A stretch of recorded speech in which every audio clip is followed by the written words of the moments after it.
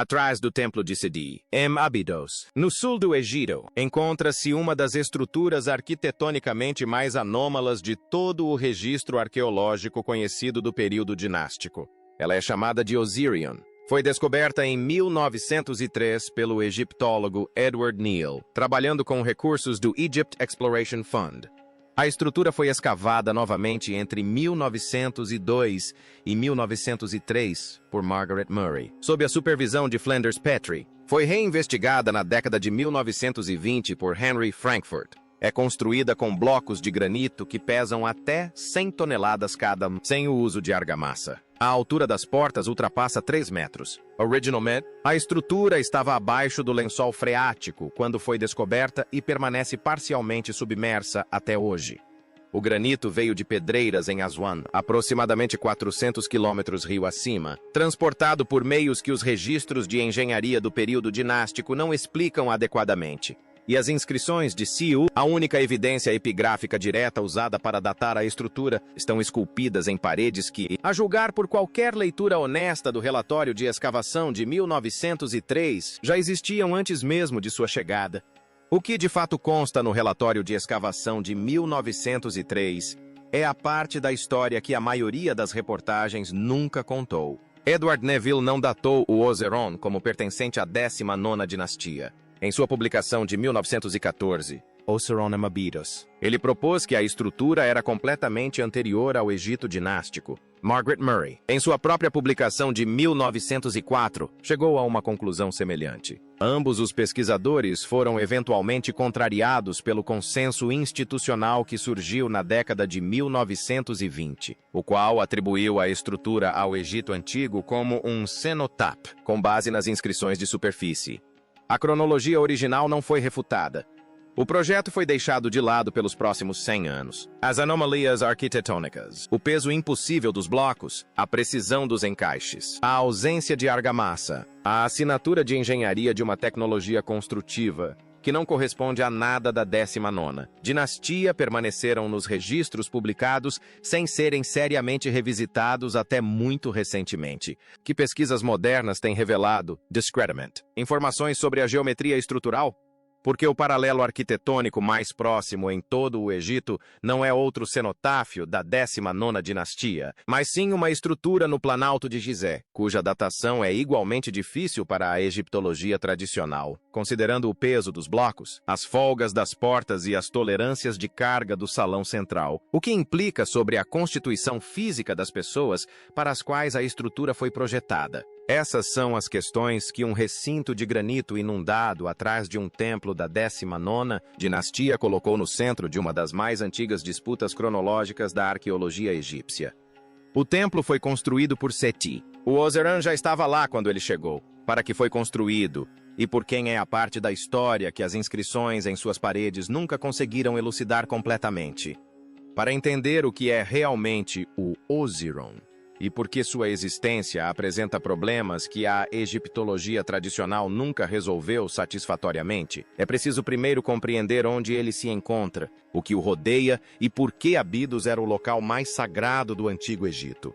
Abydos está localizada no sul do Egito, aproximadamente 300 metros ao sul do Cairo, na margem oeste do Nilo. Por mais de 3.000 anos, foi o centro do culto a Osíris, o deus da morte, da ressurreição e da vida após a morte. O sítio arqueológico abriga alguns dos túmulos reais mais antigos do Egito. O cemitério de Al-Kab contém os sepultamentos de faraós da primeira dinastia, datados de aproximadamente 3.000 a.C. O túmulo de Jer, um governante da primeira dinastia, foi identificado durante o Império Médio como o próprio túmulo de Osíris e tornou-se um importante destino de peregrinação. Abydos era o local onde os egípcios iam para se conectar com os mortos. Acreditava-se que ali a fronteira entre o mundo dos vivos e o reino de Osíris era mais tênue. Seti I, que governou durante a 19ª dinastia, de 1290 a.C. a 1279 a.C., construiu um dos templos mais magníficos do Egito em Abydos. O templo de Siwan é famoso pela lista real de Abydos, uma inscrição esculpida que lista os nomes dos faraós anteriores em ordem cronológica e é um dos documentos mais importantes da egiptologia para o estabelecimento da sucessão real. O templo é uma obra-prima da arquitetura do Novo Império. Seus relevos estão entre os melhores exemplos sobreviventes da arte religiosa egípcia. Sua construção está bem documentada. Seu propósito é claro e sua atribuição a Sete é indiscutível. Atrás do templo, conectado por um longo corredor, encontra-se algo completamente diferente, o Oion. A estrutura não era visível quando o templo de Sedwani foi construído. Estava enterrada. O corredor de entrada desce do nível do templo até uma câmara subterrânea que fica abaixo do lençol freático da planície aluvial do Nilo. O sítio arqueológico de Ossaran foi escavado entre 1902 e 1903 por uma equipe do Fundo de Exploração do Egito, liderada pelo egiptólogo suíço Edward Neal. Margaret Murray, trabalhando sob a supervisão de Flinders Petrie, realizou uma documentação detalhada da estrutura e de suas características. O que encontraram não correspondia ao que esperavam. A pirâmide de Osirion é construída principalmente com enormes blocos de granito vermelho e arenito. O salão central contém 10 pilares de granito gigantescos, dispostos em 2 fileiras, que sustentam blocos de arquetra que preenchem os espaços entre eles. O maior desses blocos de arquetra pesa aproximadamente 100 toneladas. Para se ter uma ideia, o bloco de granito médio da Grande Pirâmide pesa entre 2 e 15 toneladas. Os maiores blocos da Câmara do Rei pesam aproximadamente entre 50 e 80 toneladas. Os arquitraves do Oerion representam o ápice do que a engenharia do Antigo Egito foi documentada e permanecem um exemplo extremo de escala. O granito veio de Aswan, aproximadamente 400 quilômetros rio acima. A pedra foi extraída, transportada e assentada com uma precisão que Neville e Murray consideraram extraordinária. Os blocos são encaixados sem argamassa. As juntas são tão justas que não é possível inserir uma lâmina de faca entre eles. As superfícies apresentam uma suavidade que sugere um trabalho de acabamento minucioso. A impressão geral é de uma estrutura construída para durar para sempre por pessoas, cujas capacidades de engenharia superavam as demonstradas tipicamente pela 19ª dinastia. A conclusão de Naval, publicada em 1914, foi que o Império Oeran era anterior ao Egito dinástico.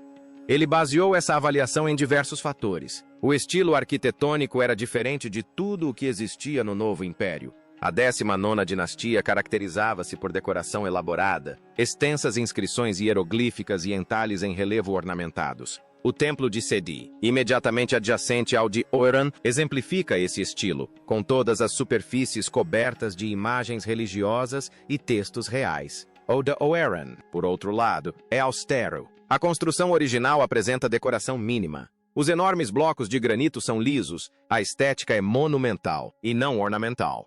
As inscrições que aparecem nas paredes de Oeran, textos do Livro dos Portões e outros documentos religiosos, são claramente edições secundárias. Estão esculpidas em superfícies que não foram concebidas para as receber. Incluem os mapas de Siwa e do seu sucessor Mora, estabelecendo uma ligação com a 19ª dinastia. Mas Navel argumentou que estas inscrições eram adições a um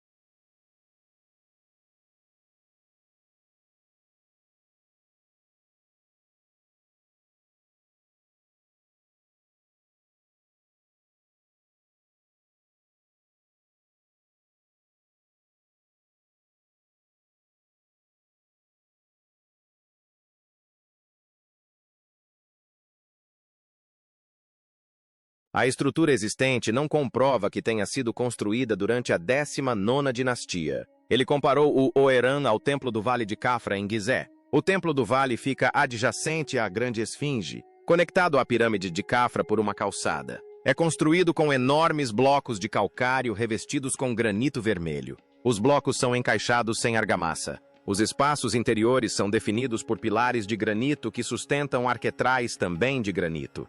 A semelhança arquitetônica entre o Templo do Vale e o Oeran é impressionante. Ambas as estruturas utilizam técnicas de construção megalítica. Ambas empregam enormes blocos de granito com encaixes precisos. Ambas possuem uma estética austera e sem ornamentos que contrasta fortemente com a arquitetura dinástica egípcia típica. Ambas transmitem a impressão de extrema antiguidade. O Templo do Vale é convencionalmente datado do reinado de Cafra, aproximadamente entre 2558 a.C. e 2532 a. Se o Oseram foi construído na mesma tradição, com os mesmos métodos e para os mesmos fins, então atribuí-lo a si primeiro exige explicar por que um faraó da 19ª dinastia repentinamente retornou a um estilo arquitetônico que havia sido abandonado por mais de um milênio. Margaret Murray chegou a conclusões semelhantes em sua publicação de 1904. Ela documentou a estrutura em detalhes. Ela notou as anomalias. Observou que as técnicas de construção não correspondiam ao que se conhecia das práticas de construção do Novo Reino. Murray seguiria uma longa e distinta carreira em egiptologia e antropologia. Viveu até os 100 anos, permanecendo academicamente ativa até os 90. Seu trabalho inicial sobre o Oiran foi cuidadoso, metódico e baseado na observação direta das evidências físicas.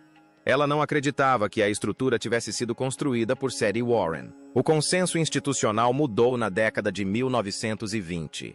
Henry Frankfurt, um egiptólogo nascido na Holanda, que se tornaria um dos mais influentes estudiosos da civilização do Antigo Oriente Próximo. Liderou escavações em Oron entre 1925 e 1930. Sob o patrocínio da Egypt Exploration Society, em 1933, Frankfurt publicou o Cenotáfio de Esi-I em Abidos, que estabeleceu a interpretação que domina a egiptologia convencional desde então. Seu argumento era que Seti havia construído o Oseram deliberadamente em um estilo arcaico. A estrutura era um cenotáfio, um monumento funerário simbólico, e não um túmulo propriamente dito. Seti foi sepultado no Vale dos Reis, e não em Abidos.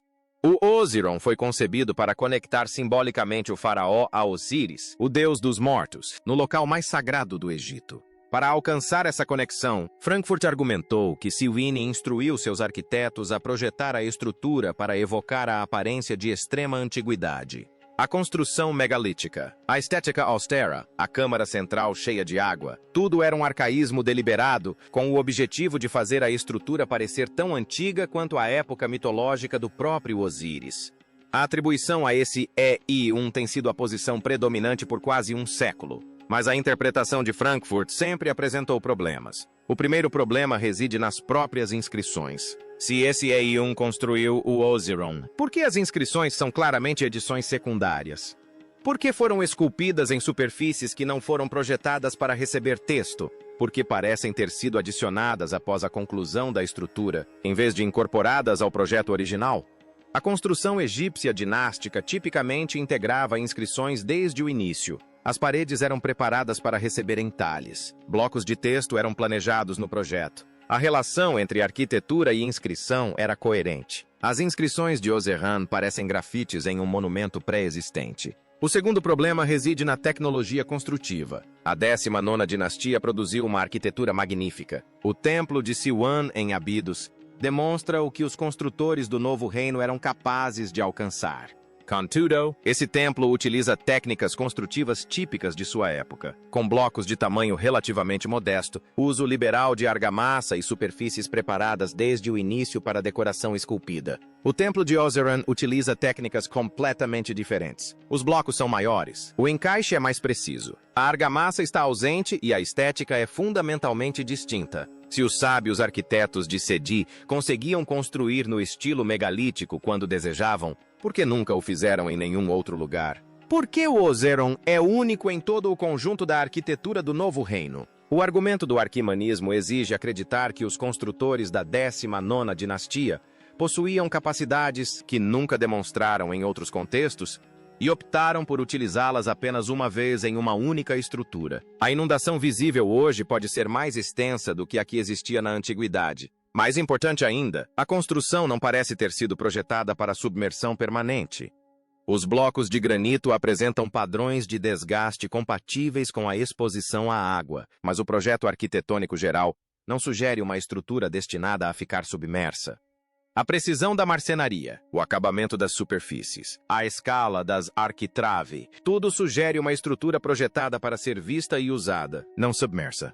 Se a estrutura de Oseram for anterior ao nível atual do lençol freático, se tiver sido construída quando a planície de inundação era mais baixa ou o lençol freático mais profundo, então a inundação é consequência de mudanças ambientais, e não da intenção original do projeto. Isso corroboraria uma datação mais antiga.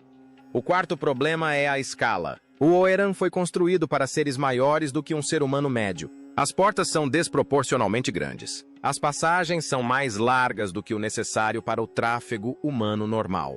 As proporções do salão central sugerem um espaço projetado para ocupantes mais altos do que a população egípcia de qualquer época documentada. A altura do teto, as dimensões dos pilares, a escala dos blocos de granito. Tudo indica uma construção para pessoas que não tinham o mesmo tamanho dos egípcios da 19ª dinastia que supostamente construíram a estrutura.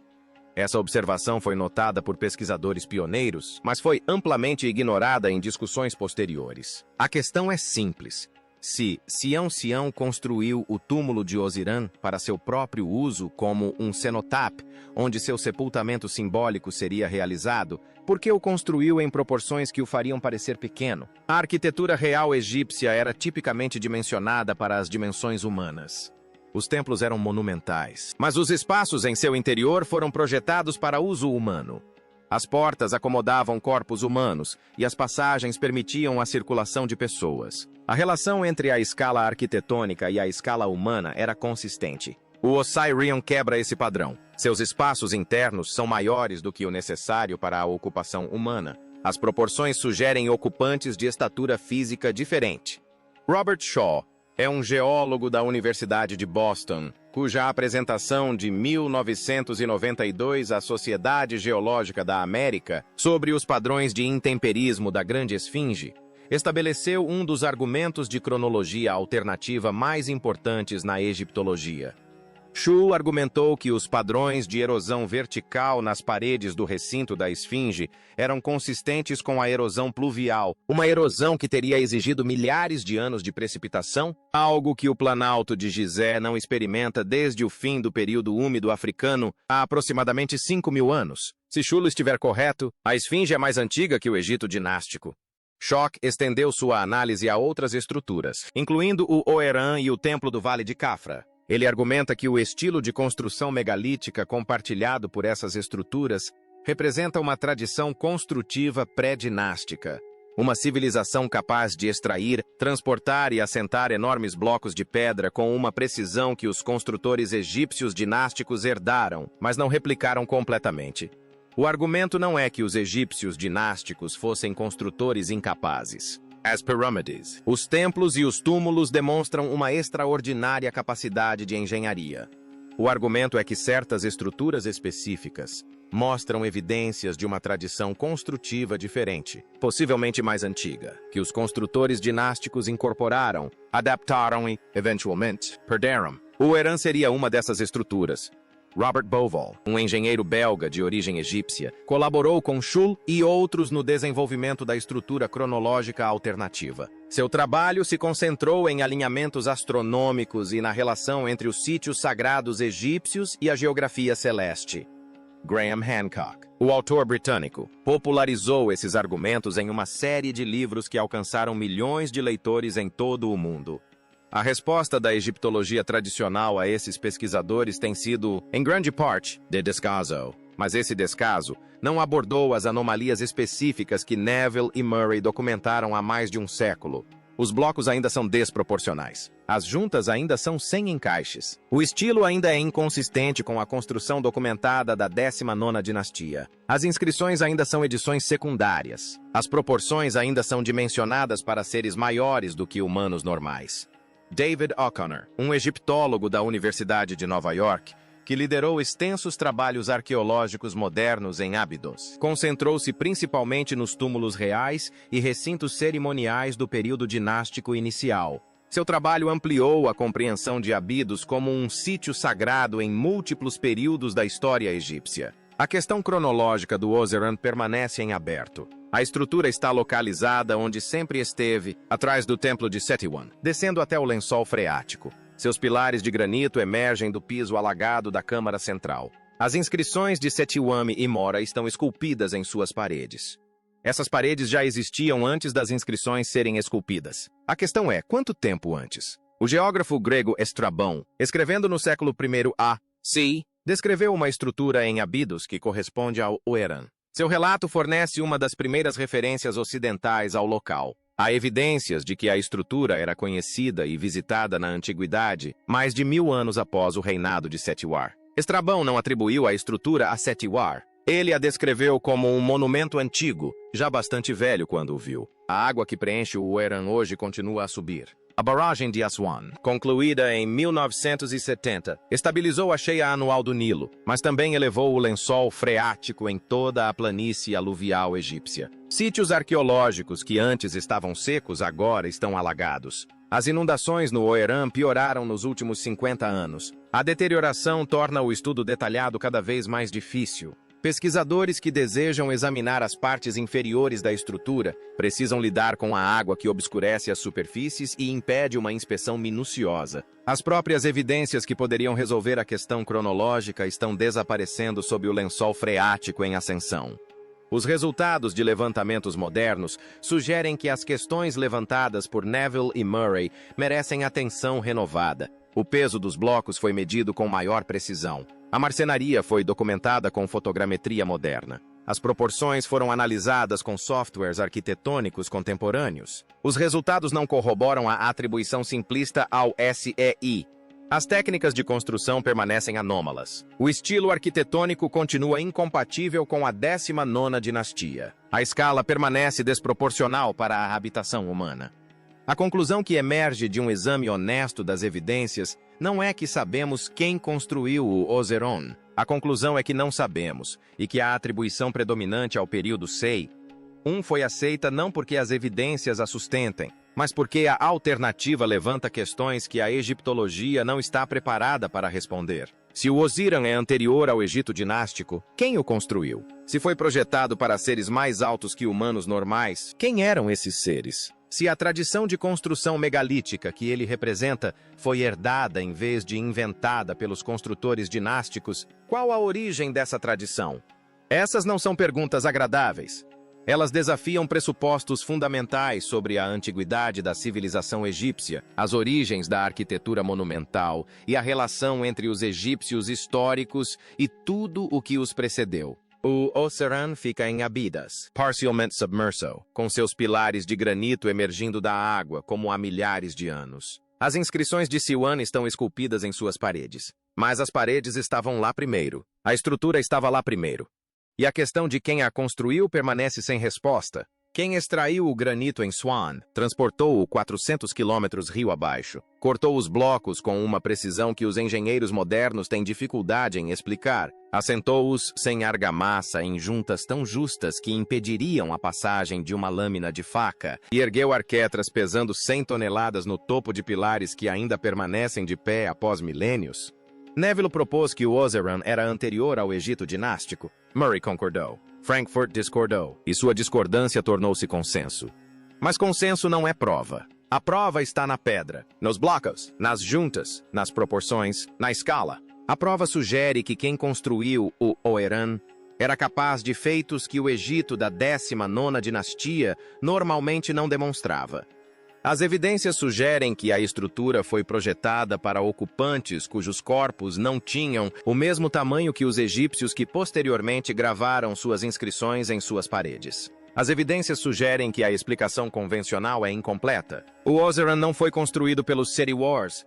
Foi adotado por ele. Foi inscrito por ele. Foi incorporado ao seu complexo funerário porque já estava lá, já era antigo, já era sagrado, já estava conectado ao passado primordial com o qual Seti desejava se associar. O templo é dele. O Oerion é outra coisa, algo mais antigo, algo construído para alguém ou algo que não era o mesmo que os humanos que vieram depois. A água continua a subir. As evidências continuam a desaparecer sob a superfície. E a questão de o que realmente é o Oran, quem o construiu e por que suas proporções sugerem ocupantes mais altos do que qualquer ser humano já registrado, Essa questão permanece exatamente onde está há mais de um século. Sem resposta, sem avaliação e cada vez mais urgente à medida que o lençol freático erode mais a estrutura a cada ano que passa. O Orion é real. As anomalias são reais. As perguntas são reais. E as respostas, quem quer que as tenha, onde quer que estejam, nunca foram fornecidas pelas instituições que afirmaram, há um século, ter resolvido o mistério. O mistério não está resolvido. Ele está à espera. Está à espera desde que Neville desceu pela primeira vez àquela câmara inundada em 1903 e percebeu que o que via não correspondia a nada do que lhe haviam ensinado. O Orion ainda está lá. As perguntas permanecem. E o silêncio da egiptologia tradicional sobre as anomalias específicas que Neville e Murray documentaram há mais de um século é, neste ponto, uma resposta em si mesma. Eles não sabem quem a construiu. Nunca souberam. E, em vez de admitirem as limitações do seu conhecimento, atribuíram a autoria aos vinhos 7 e seguiram em frente. A pedra conhece a verdade. As proporções conhecem a verdade. A escala conhece a verdade. E algum dia, talvez em breve, antes que a água leve embora as últimas evidências, alguém finalmente fará as perguntas que as evidências vêm exigindo há mais de 100 anos. Quem construiu o Orion? Para quem o construíram? E por que as entradas eram altas o suficiente para seres que não correspondem a nenhuma população humana registrada? As respostas estão lá, sempre estiveram. Só estão esperando que alguém tenha a coragem de procurá-las.